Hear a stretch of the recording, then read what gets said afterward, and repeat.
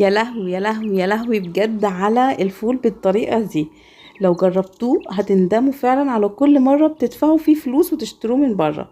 نظافة وطعامة وتوفير ما حصلش حقيقي. من يوم ما اتعلمته صح وانا ما بحبش اشتريه ابدا، ولو اضطريت اشتريه ببقى زعلانة جدا جدا. شايفين القوام واللون عامل ازاي بشوية الزيت الحار اللي حطيناهم والطحينة؟ تحفة. يلا مع بعض بسم الله يلا بينا. كل اللي هنحتاجه كوبايتين ونص من الفول اللي هو ده اللي احنا شايفينه بقشرته، او نص كيلو من الفول، وعليهم كوبايه واحده من الفول المدشوش او الفول اللي هو المتفصص من غير القشر، وعليهم معلقتين من العدس الاصفر، وزيهم معلقتين من القمح البليله زي ما احنا شايفين. وهنقلب الكلام ده كله مع بعضه حلو جدا. هحطه في حاجه واسعه بقى عشان ازوده ميه. وهنا ضفت عليهم معلقه من السكر وربع معلقه من البيكنج باودر، ما تقلقوش خالص من المكونات دي. وننزل عليهم بالميه المغليه، نغطيه او نغطيه بزياده كمان فوقيه بكتير علشان لما ينفش ياخد راحته ويشرب ميه. الكلام ده كله هنعمله بالليل قبل ما ننام. حلو الكلام حلو الكلام. هنجيب عليهم برضو معلقة من الرز وهنحطهم ونغطيهم بقى ليلة كاملة زي ما احنا عارفين.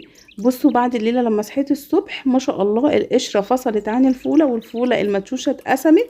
وخلاص هنغسله بقى حلو قوي تحت الحنفية ونغير ميته وهنصفيه وهنجيبه بقى في حلة كبيرة جدا جدا.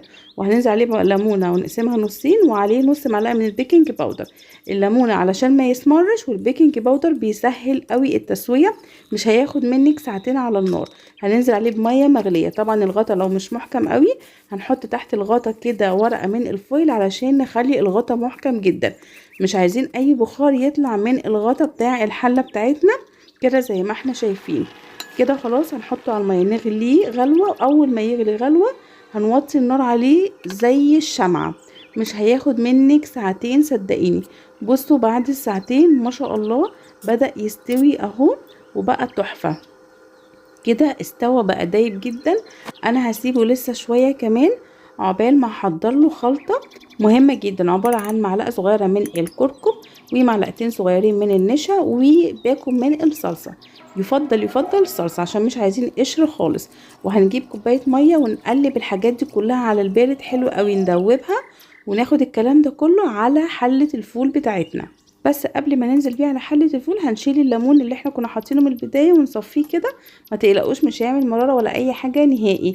هنجيب بقى الخلطة ونقلبها وننزل بيه على الفول وهو شمع على النار، ونبدأ نقلب في الفول علشان النشا يدوب بسرعة وما يحصلش اي كلكعة. هو مش هيحصل كلكعة لان نسبة النشا بسيطة جدا جدا جدا، يعني مش هتحسي بيها خالص، بس هتديكي قوام حلو قوي لحلة الفول بتاعتك. ولا دماسة بقى ولا حوارات ولا اي حاجة. مش لازم خالص خالص دماسة يا جماعة، ده كله كلام فاضي مش بيفرق خالص. الفول بتاعك هيستوي وهيبقى زي الفل ومش هيسمر ولا يحصل له اي حاجة زي الدماسة بالظبط. كده خلاص هنسيبه بقى لحد ما يبقبق كده. شايفينه بيبقبق بسيط ازاي؟ كده خلاص القوام اتظبط والفول بقى مية مية. شايفين ما شاء الله المية عاملة ازاي؟ رهيبة بجد رهيبة. هتاكلوا شوية فول هتقولوا احنا ما كناش بناكل فول قبل كده خالص. شايفين المية خطيرة والفولية دايبة مش مستوية، دايبة دوب بجد، ولون الفول خطير. هنجيب بقى الفول بتاعنا وننزل بيه في الطبق، ونبدأ بقى نتبل الفول زي ما احنا عايزين. نعمله بالزيت العادي بالزيت الحار، نحط ملح والليمون، وهننزل بشوية من الطحينة. وهنا حطيت شوية من الزيت الحار، ممكن ننزل بزيت عادي جدا مش لازم حار. تعملوا بقى الفول بالتتبيلة اللي انتوا عايزينها. عايزين تحطوا كمون حطوا براحتكم، كل اللي انتوا بتحبوا تضيفوه للفول ضيفوه. هتحسوا ان انتوا بتاكلوا اجمد طبق فول بجد. يعني اعتقد بقى مش هتلاقوا اطعم ولا احلى ولا اوفر ولا انضف من ان انتي تعمليه في البيت. ده غير ان هو احلى بكتير من بره. وبس كده خلاص، ده كان الفيديو بتاعنا النهارده ونورتوني. باي باي.